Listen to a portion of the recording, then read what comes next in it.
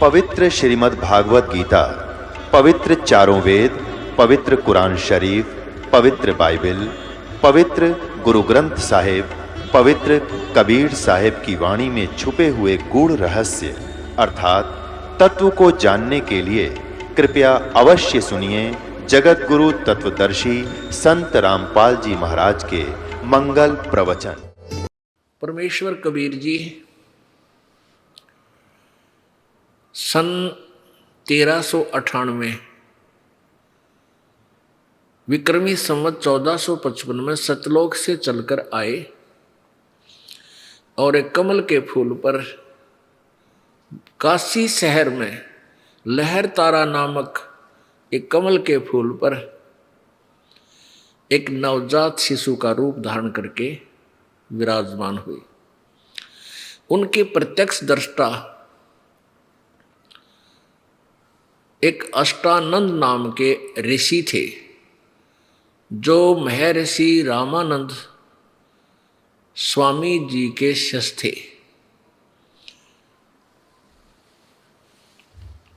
उसके बाद उस नवजात शिशु रूप में प्रकट परमेश्वर को नीरू और नीमा नामक एक दुल्हा दंपति अपने साथ ले गया। वो स्नान करने गए थे उस तालाब में सुबह सुबह।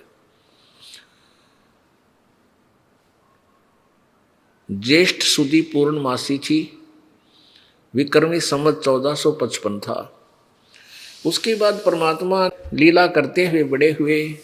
जब परमेश्वर 25 दिन के हो गए और 25 दिन तक ना कोई दूध पीवे ना कुछ आहार करे और शरीर इतना स्वस्थ कि जैसे बच्चा डेली किलो दूध पीता हो, शरीर इतना स्वस्थ। और 25 दिन हो गए, जल भी ग्रहण नहीं किया। अब नीमा चिंतित होगी, नीरू भी चिंतित हो गया और कहने लगे हैं, क्योंकि नीरू और नीमा ये पहले ब्राह्मण थे। उसी जन्म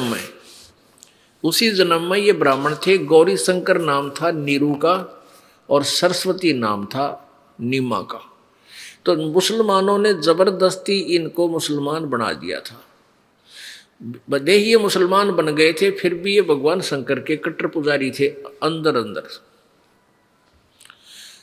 ये नमाज वगैरह करने जाते थे तो भी परमात्मा की ही सतुति, शिव जी में आस्था फिर भी ज्यादा ही थी, क्योंकि तो धक्के तो बनाए गए थे।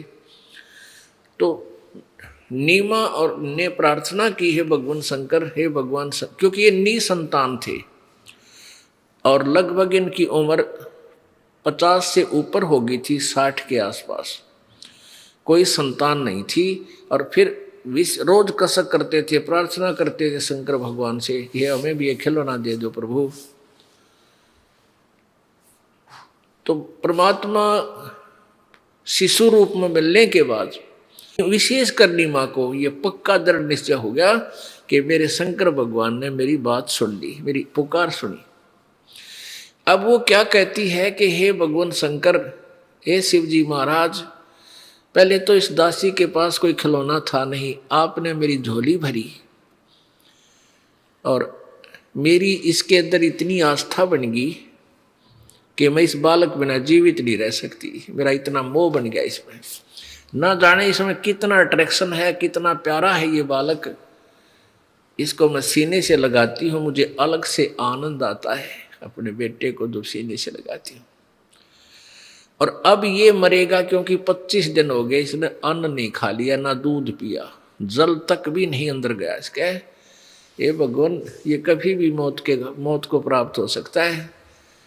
और बुरी तरह रो रही है, कई दिनों से लगातार रो रही है, डेली प्रार्थना करती है, उसका भी खाना छूट गया, रोना रोना शेष रह गया। एक दिन भगवान शिव जी शिवपुरी से आए अपने शिवलोक तक और एक साधु का रूप बनाया, ऋषि रूप बना करके कहने लगे माता, कहने लगे हे माई, तू क्यों रो रही है? बोल बेटी, क्या दुख है तुझे? अब नीमा बोली कि ब्राह्मण, मेरे दुख को मत सुने, आपको भी आंसू आ जाएंगी। यूं कहकर फिर रोने लगी। भगवान शिव ऋषि रूप में विराजमान थे। कहने लगे माई, यूं कहते हैं अपने दुख को किसी को बता दे तो हल्का हो जाता है। आप बताओ, हो सकता है मैं कुछ आपका समाधान बता सकूं। तो रोते रोते बता रही है कि भगवान, कहने लगी ऋषि जी, पहले तो अभागिन के कोई संतान नहीं थी,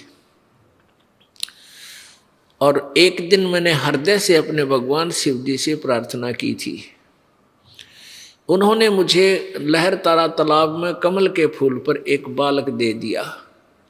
ये बच्चा विराजमान है, और उस दिन से आज तक 25 दिन का हो गया। प्रभु, ए ऋषि जी, बच्चे ने दूध नहीं पिया, अब ये मरेगा और साथ मैं मरूंगी, आत्मघात करूंगी।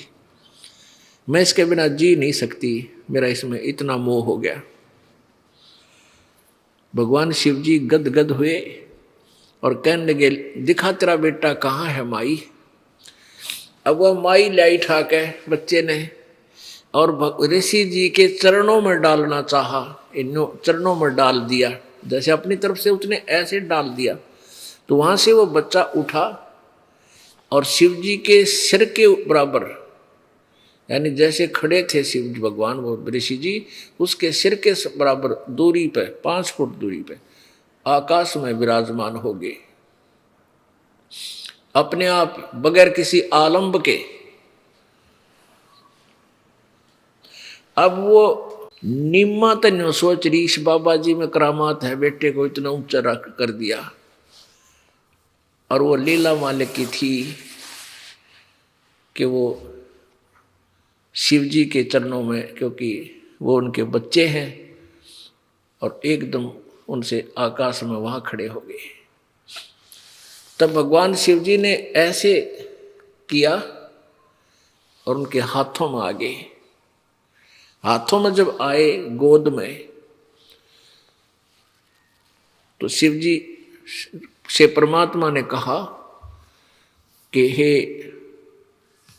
शिव जी, हे शिव भगवान, पहचान खुद मालिक थे, इनको कहो कि ये एक कंवारी गाय ले आवें, और कंवारी गाय का दूध पीऊंगा, आप उसके कमर पे थपकी लगा देना, वह दूध दिया करेगी डेली। तो ऐसी कंवारी गायों का मैं दूध पीऊंगा जब तक मैं अन्न आहार करने योग्य नहीं होता। अब शिव जी भगवान के साथ ऐसे 7 बार चर्चा की, और माई ने सोचे 25 दिन का बालक बोला कैसे है। तो वह नीमा ये समझ रही कि इस बाबा जी में करामात है, मेरा बेटा बुला दिया। चलो जैसे भी था, शिव जी ने कहा कि माई तेरा पति कहाँ है। उसने आवाज लगाई, नीरू भी आ गया। शिव जी ने कहा कि बच्चा जाओ, एक कुंवारी गाय ले आओ, और एक कुम्हार के घर से एक स्वच्छ पात्र ले आना, 4-5 किलो 4-5 लीटर दूध आ जाए, ऐसा 5-7 लीटर का एक घड़ा ले आना स्वच्छ। नीरू गया, एक कुंवारी बछिया ले आया, कुंवारी गाय, यानी कुंवारी गाय वो होती है जो कभी सांड के द्वारा कभी परेशान ना की गई हो और दूध पीना छोड़ दिया हो उसने, अर्थात 1.5 वर्ष के आसपास, 2 वर्ष के, 1 वर्ष से लेकर 2 वर्ष के बीच की कुंवारी गाय होती है। नीरू गया, लेके आ गया सामान, गऊ भी ले आया। भगवान शिव जी ने उसके कमर पर थपकी मारी और कहा कि बर्तन नीचे लगा। वो लंबे लंबे सतन हो गए और गाय के सतन से दूध की धार बंध गई। वो पात्र भरते ही और अपने आप बंद होगी। आगे से शिव जी ने कहा कि तुम डेली इसको ऐसे ही प्रार्थना करना और ये दूध अपने आप जब चाहोगे तभी नीचे बैठ जाना और दूध दिया करेगी। तो वो बच्चे ने, कबीर परमात्मा ने दूध पिया, शिव जी भगवान चले गए। अब पुण्यात्माओं, ये कथा परमेश्वर कबीर जी की जीवनी में लिखी है और इसी का प्रमाण वेद दे रहे हैं कि वो परमात्मा जब शिशु रूप धारण करके आता है, बालक रूप धारण कर एक लीला करने आता है सतलोक से, तो कंवारी गायों द्वारा उसकी परवरिश की लीला होती है। पुण्यात्मा, ये गूढ़ रहस्य है अपने सदग्रंथों में, और जब हम अपने सदग्रंथों से परिचित होंगे तभी हम भगवान पहचानेंगे परमात्मा के लीला करता है यहाँ करके। अब देखिएगा ऋग्वेद मंडल नंबर 9 और सूक्त नंबर 1 मंत्र नंबर 9 मंडल 9 सूक्त 1 और मंत्र 9 में आपको दिखाते हैं। देखिएगा, ये ऋग्वेद हिंदी भाषा 9 से 10 मंडल। ये कहाँ से छपा है?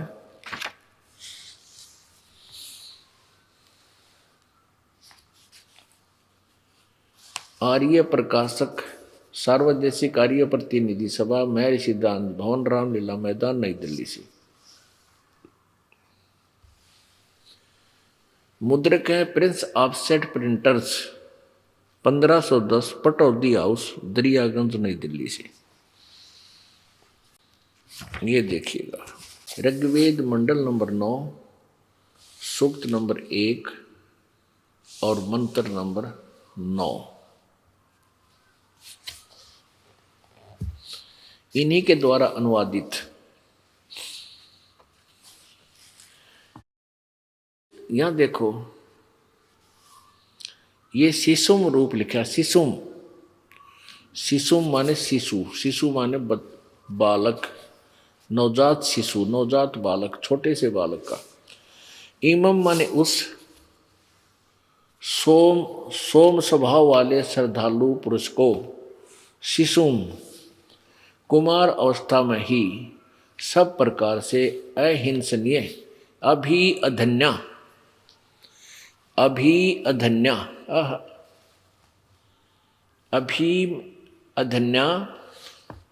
सब प्रकार से अहिंसनीय, धेनव माने गौवे,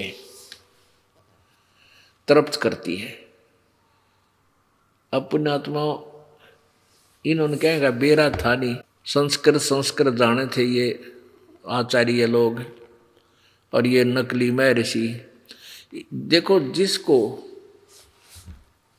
रामायण की कथा का मौखिक ज्ञान नहीं और उस व्यक्ति को तुलसीदास जी कृत वो चौपाई वाली रामायण दे दी जावे और वो बेसिक हिंदी पढ़ रहा हो,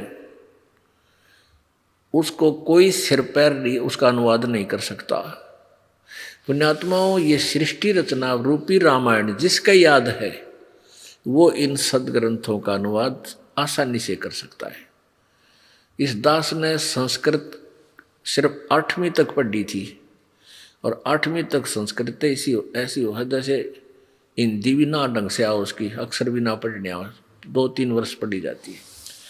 अर्थात कभी संस्कृत से हम परिचित नहीं, लेकिन ये क्योंकि हम तत्व ज्ञान से परिचित हैं और शब्दकोश हमारे पास है, उस और दो ये समझ लो चौपाई है, ये मंत्र हैं, जैसे कबीर जी के दोहे हैं। अब उन दोहों का अर्थ भी नहीं कर सकते ये बिना जिसको सृष्टि रचना का ज्ञान नहीं। कबीर जी के सुख संवेद को तो कद्दे भी अनुवाद नहीं कर सकते, वो तो हिंदी में ही वर्णित है।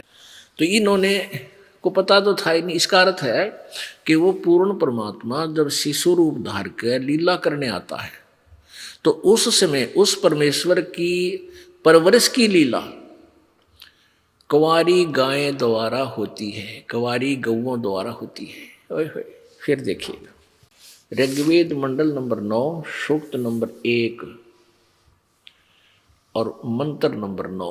ओहो, ये संस्कृत है और इसी संस्कृत का इन्होंने ब्रैकेट में संस्कृत है और हिंदी साथ में किया है। उस सोमम माने इमम माने उस, सोमम माने अमर पुरुष। इन्होंने श्रद्धालु पुरुष लिख दिया। इसमें श्रद्धालु का के झगड़ा रह गया, महिमा भगवान की ये किरा किड़ंगाड़ा दे। उस सोम माने अमर उस अमर परमेश्वर की जो शिशु रूप में प्रकट होता है, सभी प्रकार से अभिअधन्या, अभि माने सब प्रकार से, अधन्या माने बिना धनाई, जो गाय नए दूध ना हुई हो, जो सांड के द्वारा कभी अहिंसनिया, कभी परेशान ना की गई हो, कभी भी अभिअधन्या यानी पूर्ण रूप से कुंवारी, वो कहते हैं अनटच्ड।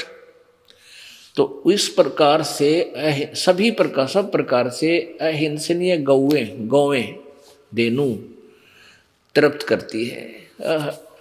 ये बंदी छोड़।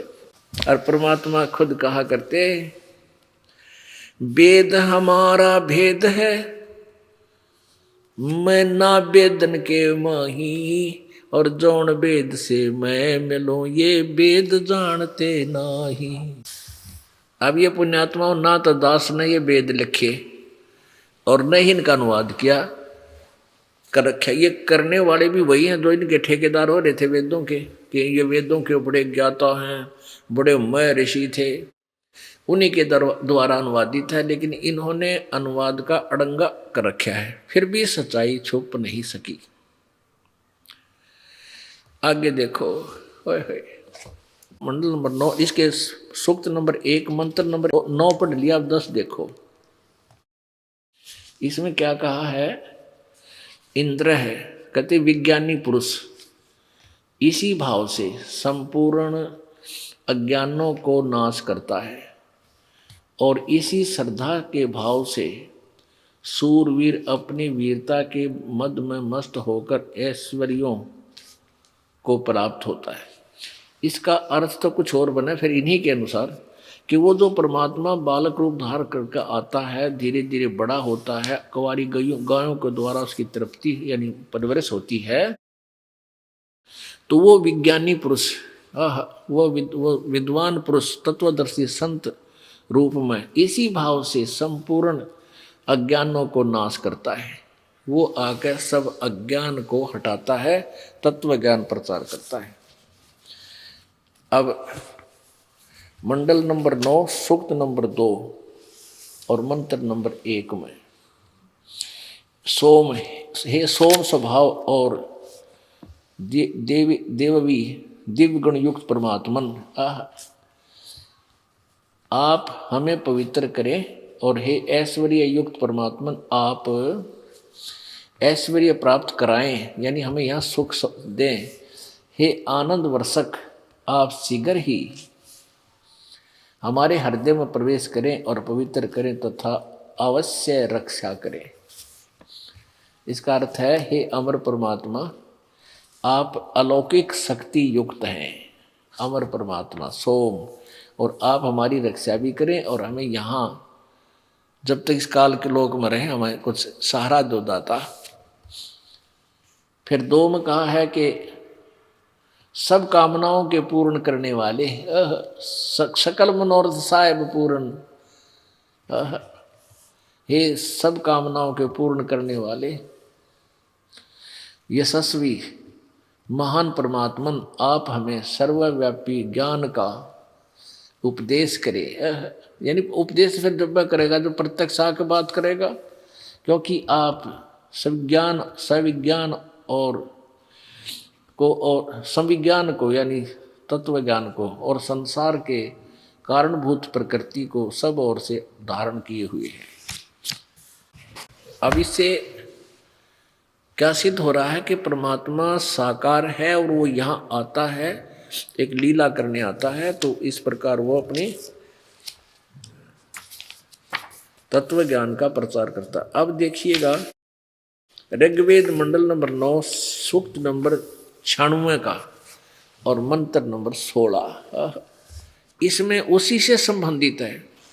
इसमें क्या लिखा है कि वो शिशु रूप में जब प्रकट होता है परमात्मा, जानबूझकर अपनी स्वेच्छा से ज्ञान प्रचार करने के लिए, वो अपनी महिमा की अपना ज्ञान लोकोक्तियों के माध्यम से प्रदान करता है, लोकोक्तियों के माध्यम से देता है, जिससे उसको कवि कहने लग जाते हैं, लेकिन वो होता है भगवान, लोग पहचानते नहीं।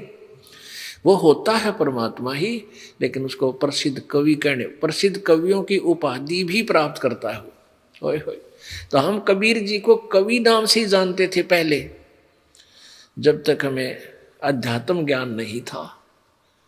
ये भी सिद्ध हो गया कि वो परमात्मा, वेद बताते हैं वो प्रसिद्ध कवि भी प्रसिद्ध होता है, उसको उपाधि दी जाती है, लेकिन वो भगवान होता है। ये देखिएगा, ऋग्वेद मंडल नंबर 9 और सूक्त नंबर 96, इसमें 16 मंत्र में कहा कि हे परमात्मन, सर्वोपरि रहस्य श्रेष्ठ जो आप तुम्हारी संज्ञा है। ये देखो, ये संस्कृत है बीच में ब्रैकेट में, कोष्ठ में। तो इन कोष्ठ में जो ब्रैकेट में जो है ये संस्कृत है, इनका अनुवाद बाहर किया इन्होंने। तो इसका अर्थ है हे परमात्मन, सर्वोपरि रहस्य श्रेष्ठ, चारों माने श्रेष्ठ, नाम माने जो आपका सही नाम है। इन्होंने लिख दिया, नाम का अर्थ लिया जो तुम्हारी संज्ञा है। यहाँ लिखना था हे परमात्मन, आपका जो श्रेष्ठ नाम है, वास्तविक नाम है, आप उसका ज्ञान कराएं। आपका के नाम है, आगे लिखा है उसका कबीर देव नाम है। ये देखो, ये है 17 नंबर मंत्र में, ऋग्वेद मंडल नंबर 9 सूक्त नंबर 96 और मंत्र नंबर 17, 96 के 17 में यह लिखा है, शिशुम जगानम हरियंतम मर्जंती शुभंती विहीन मरुतो गणेन। यह है कबीर गिर भी, कबीर, ये गिर, ग के ऊपर ई की मात्रा के साथ रह लग गया है, यू रह लग गया। गिर भी, काव्यना कवि, इसको हम कबीर भी बोल सकते हैं, कबीर, क्योंकि आप सर्ग जैसे पुनः, पुनर दोनों बोल सकते हैं। पुनः ऐसे भी लिख सकते हैं और पुनः के साथ में रह ला के हलंत ला सकते हैं। कबीर संत सोम, संत सोम है, पवित्र अत्यति रेभन, रेभन माने ऊंची आवाज करके बोलता है वो परमात्मा। शिशुम, इसका अर्थ है शिशुम जगानम हरियंती, हरियंतम मर्दंती शुभंती। इसका अर्थ है कि हरियंतम शिशुम, यानी मनुष्य के बच्चे के रूप में, शिशु, शिशु रूप में वो परमात्मा सब इच्छा से जानबूझकर, जज्ञानम, जय माने प्रकट होना और ज्ञान माने ज्ञान से, अपने सूझबूझ से वह स्वयं बालक रूप धारण करके प्रकट होता है। इन्होंने क्या अर्थ किया कि शिशुम, उस परमात्मा को, शिशु का अर्थ क्या है, उस परमात्मा को जो इन्होंने संस्कृत में अपना कोई और श्लोक लेके इसका अर्थ करने की चेष्टा की है। सयति सूक्ष्म करोति प्रलय काले जगदिति, शिशुम परमात्मा, शिशुम परमात्मा, अरे शिशु परमात्मा, वो बालक भगवान, बालक रूप भगवान, इन्हीं के शब्दों। और वेद क्या बता रहे, उस बालक रूप भगवान को जो सदा प्रकट है, सो यानी सदा साकार में है, उसको जो अत्यंत कमनीय है, उसको उपासक लोग बुद्धि विषय करते हैं और शुभंती, उसकी स्तुति द्वारा उसके गुणों का वर्णन करते हैं। और विद्वान लोग उस गतिशील परमात्मा का, जो चल कर आता है यहाँ पर, गुणों के गणों का द्वारा वर्णन करते हैं। और कवि लोग गिर भी, अब यहाँ इन्होंने क्या गड़बड़ी कर दी, ये है कबीर गिर भी, ये पूरा शब्द है कबीर गिर भी। आप पढ़े लिखे हो हिंदी तो हिंदुस्तान का बालक बालक पढ़ लेगा, बूढ़ा भी पढ़ लेगा। और ये नागरी लिपि है, कोई उर्दू भी, कोई ना फारसी भी नहीं, काम नहीं समझ सकते। ऊपर रह लगा है दोनों, कबीर गिर भी। इन्होंने क्या अर्थ किया है यहाँ पर, इन्होंने कबीर को तो कवि ही लिख दिया, 2 अक्षर ला दिए, कोई दिक्कत नहीं। और यहाँ गिर भी माने अर्थ कर दिया वाणी द्वारा, कवि का अर्थ लिख दिया कवि लोग, गिर भी माने वाणी द्वारा। और ये लिखना था वो परमात्मा जो बालक रूप धारण करके, वो शिशु रूपधारी भगवान जब जज्ञान माने प्रकट होकर फिर बड़ा होता है, तो वो फिर अपनी महिमा की वाणी कबीर गिर भी, कबीर वाणी द्वारा, हम यहाँ लिखते हैं कबीर और गिर भी माने वाणी द्वारा ने अर्थ करे रखा है। कबीर वाणी द्वारा कविताओं की तरह काव्य न कविताओं से यानी लोकोक्तियों के माध्यम से, शब्दावलियों के माध्यम से, वाणियों के माध्यम से, दोहों के माध्यम से उच्चारण करते हैं। सोम स्वरूप वो अमर परमात्मा, पवित्र वह परमात्मा कारण अवस्था में अतीत सूक्ष्म प्रकृति को, अब देखो रेभन सन गर्जता हुआ, इवन की अकल देखो, यो सन की थाया रेबन की यहां से इसका जाल आया, ये तो अलग है संत, ये अर्थ ही रेभन, इन्होंने तय और दाने दोनों मिला के ये सन बना दिया। इसका रेभन सन यानी गरजता हुआ, अतिक्रमण करता है। इन्होंने तड़ंगा करने का ठेका ले रखा था, ज्ञान तो इनको था ही नहीं, करा के बना दिया। अब इसका क्या अर्थ है, ये तो इसलिए दिखाना अनिवार्य है कि यदि दास अपनी तरफ से अनुवाद करके किसी को दिखाओगा कत्ती नहीं माने, क्योंकि पहले तो कबीर जी ने अनपढ़ बताया करते कि वह शिक्षित था, के जाने वेदों शास्त्रों के बारे में। अब इस दास को कहते हैं कि ये के जाने रामपाल संस्कृत के बारे में, ये तो विद्वान पुरुष बता सके, इन विद्वानों ने काट रखी राय तो पहले किसी बता रखी है। उस परमेश्वर ने 600 वर्ष पहले बता रखा था वो ज्ञान, जो आज इस दास ने उसके ऊपर से अड़ंगा हटाने में इतना मजदूरी करनी पड़ रही है, मेहनत करनी पड़ रही है। इस दास ने परमेश्वर जी के दिए हुए ज्ञान का सारांश निकाल के और इस आध्यात्मिक ज्ञान गंगा रूपी सदग्रंथ को जैसे घी ताजिया करे ना, गर्म करके उससे सारा मैल निकाल के और शुद्ध घी भर दे, वो 20 वर्ष 50 वर्ष खराब नहीं हुए। तो ऐसा इस अध्यात्म ज्ञान को ताके यानी शुद्ध करके इसमें रख दिया। अब इसमें देखिएगा, आपको दिखाते हैं जहां इसी मंडल का अनुवाद किया गया है। आध्यात्मिक ज्ञान गंगा, इस पवित्र पुस्तक में आप देखेंगे इसका यथार्थ अनुवाद, ये देखिएगा, ऋग्वेद मंडल नंबर 9 सूक्त नंबर 96 मंत्र 16 में, हे परमेश्वर आप सब आयुध अपने तत्व ज्ञान रूपी शस्त्र से युक्त हैं।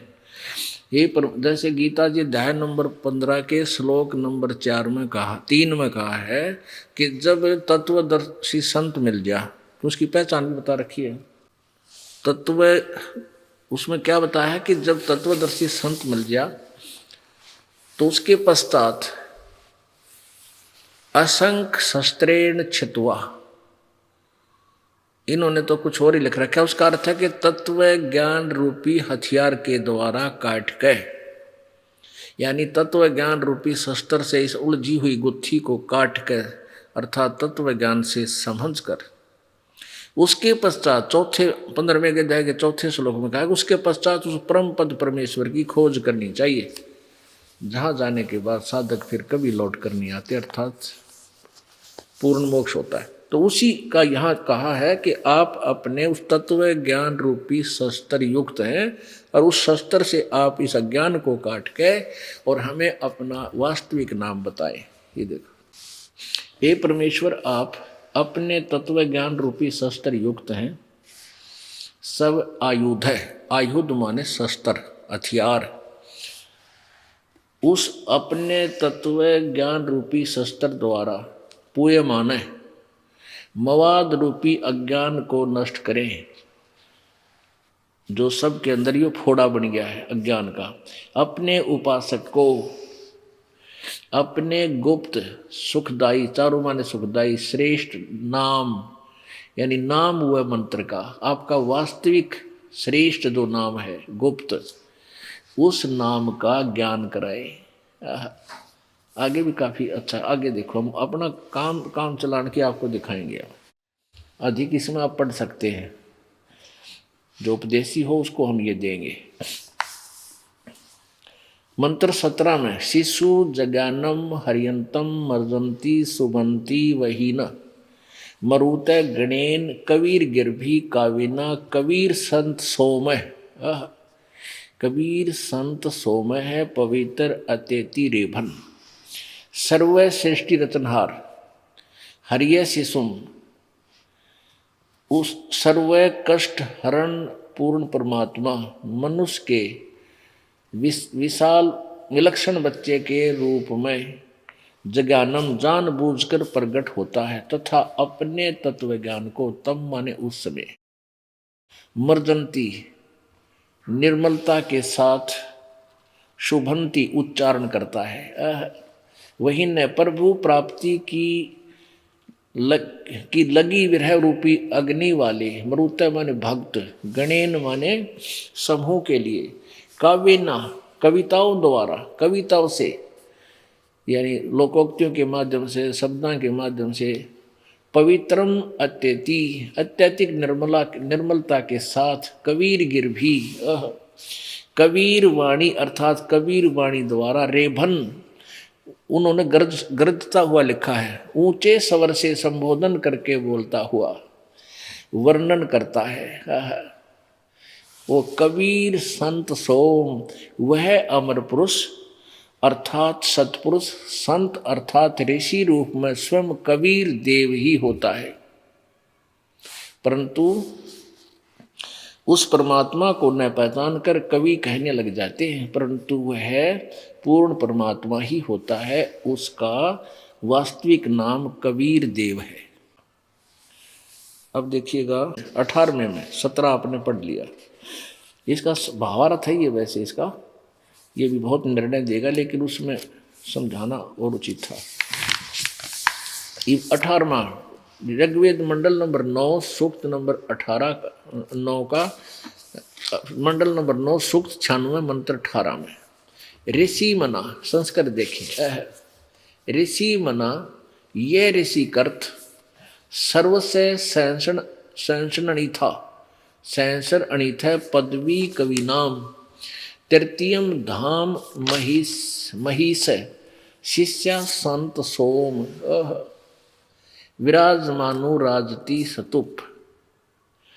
इसका अर्थ है वेद बोलने वाला ब्रह्म कह रहा है कि जो पूर्ण परमात्मा विलक्षण बच्चे के रूप में आकर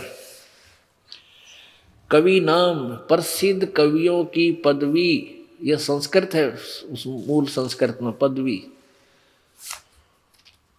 ये लिखा पदवी, इसका अर्थ है उस कवि नाम पदवी प्रसिद्ध कवियों की पदवी उपाधि प्राप्त करके अर्थात संत या ऋषि की भूमिका करता है। उस ऋषिकृत यह संस्कृत में ऋषि मना ये ऋषिकृत उस ऋषिकृत अर्थात संत रूप में प्रकट हुए प्रभु द्वारा रची सहस्र अणिथ हजारों वाणी ऋषि मना संत स्वभाव वाले व्यक्तियों अर्थात भक्तों के लिए उनके अनुयायियों के लिए सर्वसा स्वर्ग के तुल्य आनंददायक होती है, अर्थात बहुत ही अच्छी लगती है। सोम वह अमर पुरुष अर्थात सतपुरुष तृतीय तीसरे धाम, धाम माने धाम, ये देखो तुर्यम माने तृतीयम माने तीसरा, धाम माने लोक में रहता है। तृतीया माने तीसरे, धाम माने मुक्ति लोक अर्थात सतलोक की, महिष माने सुदृढ़ पृथ्वी को, सतलोक की पृथ्वी को, शिष्या माने स्थापित करके यानी सतलोक की रचना करके, पश्चात अनु माने पश्चात, संत मानव सदृश संत रूप में, सतुप गुम्मद अर्थात गुम्मज में ऊंचे टीले रूपी सिंहासन पर विराजमानु राजती उज्ज्वल सथूल आकार में अर्थात मानव सदृश तेजो में शरीर में विराजमान है।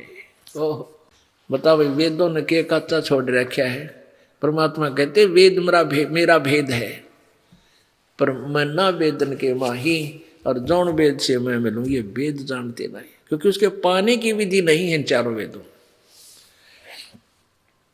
अब इन्हीं के द्वारा देखा। अब देखो ये वेदों के बताने वेदों के ठेकेदार ये महर्षि दानंद जैसे सत्यार प्रकाश में लिखा कि परमात्मा निराकार है, वो किसी एक लोक धाम में कितना नहीं रहता, एक देशीय नहीं है, वो तो सर्वव्यापक है।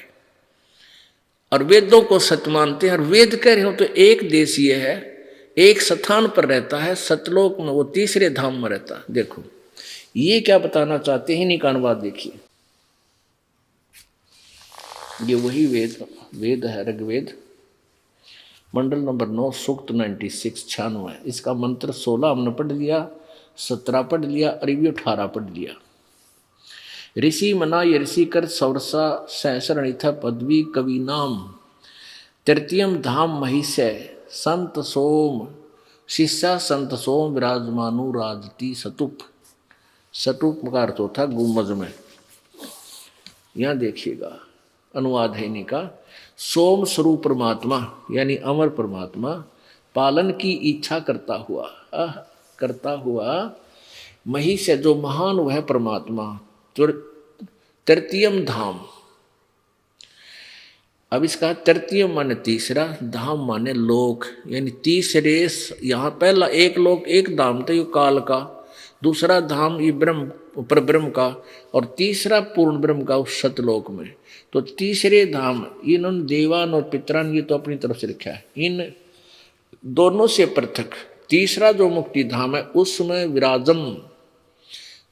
विराजमान है, ये लिखना था। इन्होंने ज्ञान योगी और लिख दिया इसमें अपनी तरफ से। ये ज्ञान योगी का जिक्र थोड़ा भगवान के लिए महिमा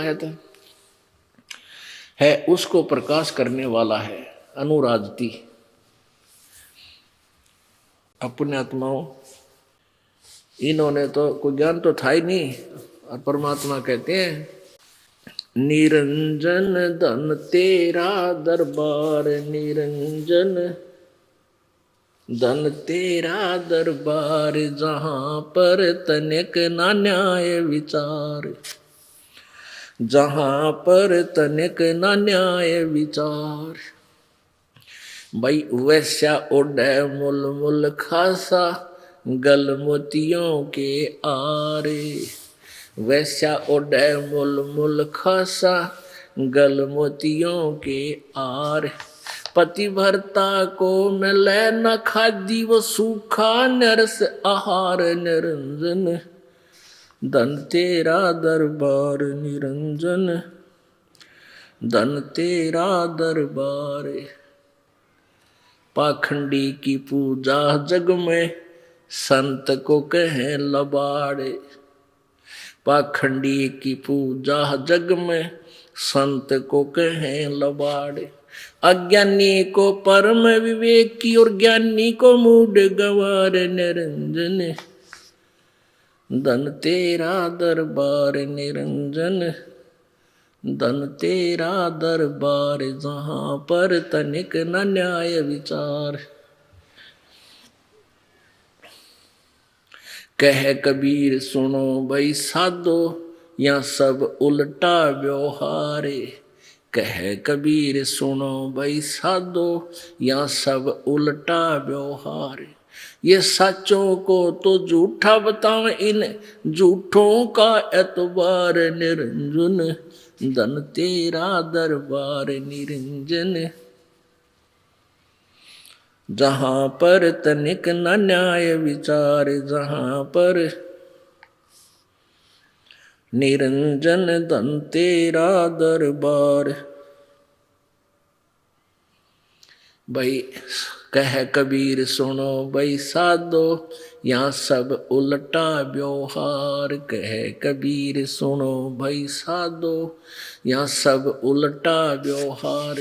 सच्चों को तो ये झूठा बताओ, इन झूठों का एतबार, निरंजन धन तेरा दरबार, निरंजन धन तेरा दरबार। परमात्मा कहते रहे काल तने जुल्म कर रखे, निकम्मे अड़ सारे उल्टे काम। एक निकम्मी लड़की दुष्कर्म से ना जाने कितना धन कमा कर मौज मारती है अपने आप में, और एक जो पति भरता है, जो नेक बेटी है, उसको तो समय पर टूक भी नहीं प्रदान करने देता, क्योंकि यूँ चाह है कि ये सभी अपराधी बन जा और अपराधी बनकर मेरी कैद में ही पड़े रहे, बाहर ना जाओ। और ये नकली संत भेज के इतने जुल्म करा दिया। परमात्मा ये ज्ञान दिया करता जो दास, आज उन्हीं की महिमा, उन्हीं की बताई हुई बता रहा है, लेकिन उस समय ये अज्ञानी ऋषि ब्राह्मण गुरु नो क्या करते, कबीर तो झूठा है, कपटी है, हमारे वेद शास्त्रों की निंदा करता है, अपने आप को भगवान बताता है, ब्रह्मा विष्णु महेश को नासवान बताता है, इसको मारो डले, इसको मार दो, फूक दो, फक भगा दो।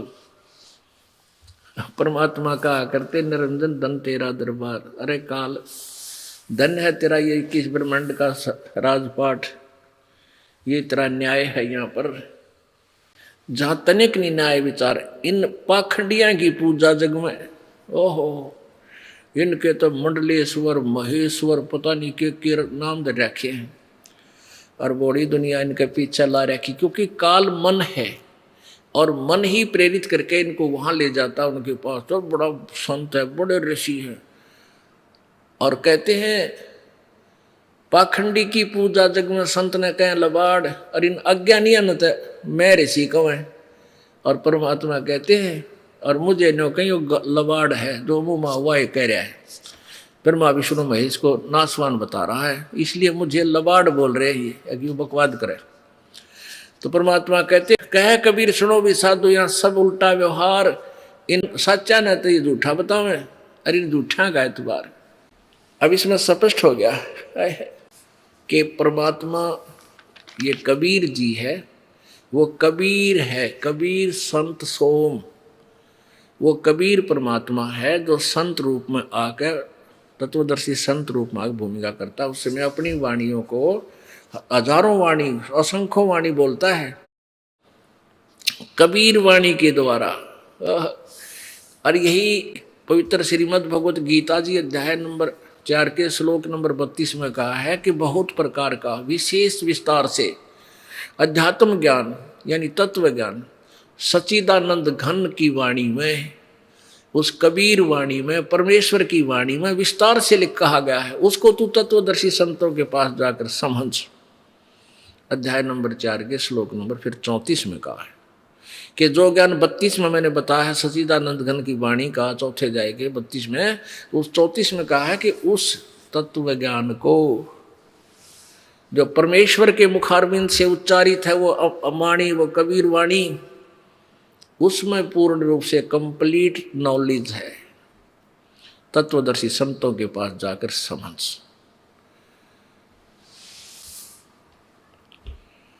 अब परमात्मा कबीर जी जब 2.5 वर्ष के हुए तो कबीर परमेश्वर जी ने क्या किया, क्योंकि आज हम जो कबीर पंथी बने हुए हैं, कबीर पंथी हिंदुस्तान में कम से कम बताता हूँ आपको 4 करोड़ हैं, ज़्यादा हो तो भी शायद हो सकते हैं, और 4 करोड़ के 4 करोड़ मिसगाइडेड हैं, जो अपने आप को कबीर साहब को मानते हैं कि हम कबीर पंथी हैं। जैसे ये पारख वाले हैं, पारखी बोलते हैं अपने आप के, वो तो कबीर पंथ में कीड़ा है, वो तो इसके नाशक है, और वो भी अपने आप को कबीर पंथी कहते हैं। और उल्टा ज्ञान सारा, वो कहते हैं जीव ही ब्रह्म है। अरे ये तो शंकराचार्य पहले न कह के चले गए तो 1500 वर्ष पहले, जीव ही ब्रह्म है। अगर जीव ब्रह्म है तो फिर भक्ति किसकी कर रहे हो, मेडिटेशन किस लिए कर रहे हो, तुम उसको खोजने के लिए। किसको खोज रहे हो, जो तू ही भगवान है, फिर ढूंढ किस न रहा, दिखा है सो दूसर होई। अगर तू देखना चाहता है तो कोई और है, वो तू नहीं है।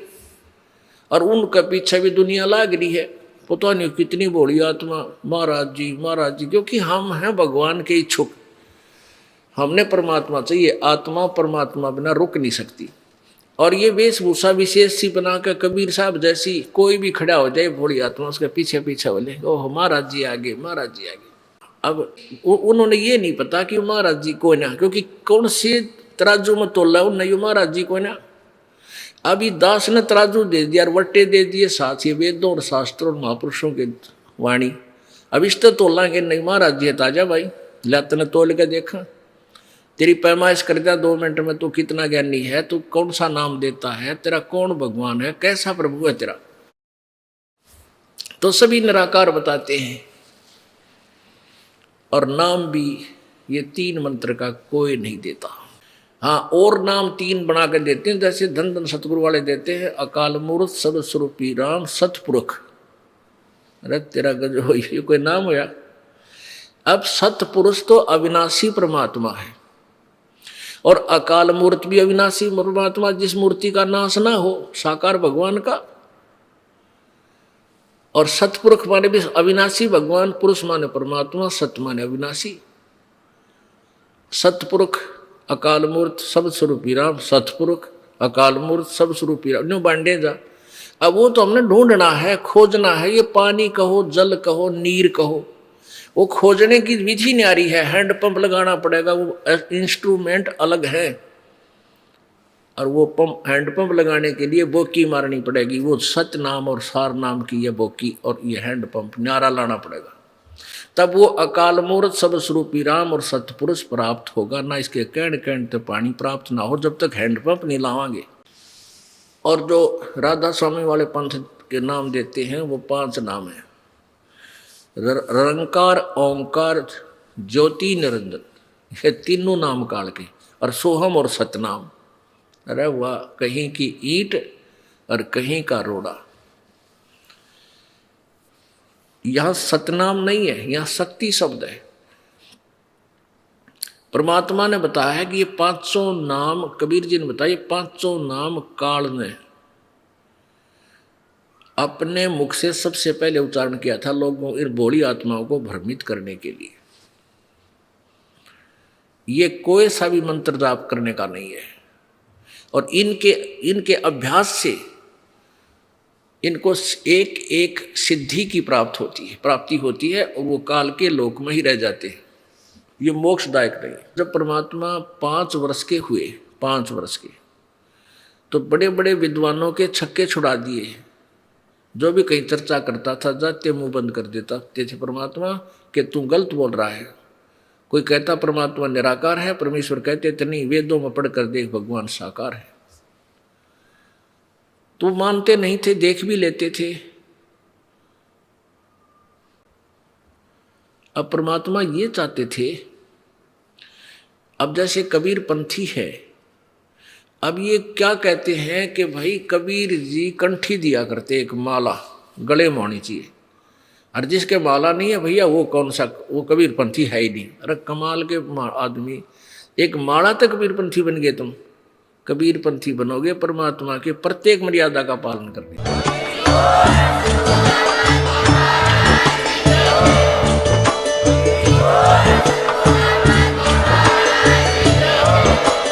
आप सुन रहे थे जगत गुरु तत्वदर्शी संत रामपाल जी महाराज जी के मंगल प्रवचन। अधिक जानकारी के लिए विजिट कीजिए हमारी वेबसाइट www.jagatgururampalji.org। संत रामपाल जी महाराज जी के शुभ आशीर्वाद से पूरे विश्व भर में 500 से भी ज्यादा नाम दीक्षा केंद्र हैं, जिन पर संत रामपाल जी महाराज जी द्वारा ऑनलाइन निःशुल्क नाम दीक्षा दी जा रही है। अपने नजदीकी नाम दीक्षा केंद्र का पता करने के लिए संपर्क करें 8222880541।